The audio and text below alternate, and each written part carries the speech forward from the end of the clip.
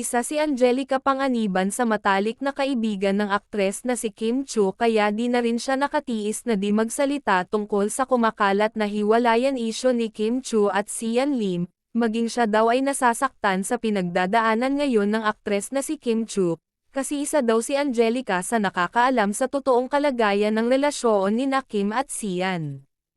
Kaya hindi na daw ito nakatiis sa nasasaksihan kaya nagsalita na sa publiko. Aniya totoong may hindi pagkakaunawaan ngayon ang magkasintahang Kim at Sian dahil daw sa usaping kasal na ayaw daw muna pag-usapan ni Sian Lim. Ito daw ang pinagtataka ngayon ni Kim at bakit bigla na lang daw nagbago ang ihip ng hangin pero dati-rati palagi daw nila itong pinag-uusapan. Sabi ng ilan siguro nga daw ay iba pang mabgat na dahilan si Sian Lim. Kayo ano sa palagay nyo?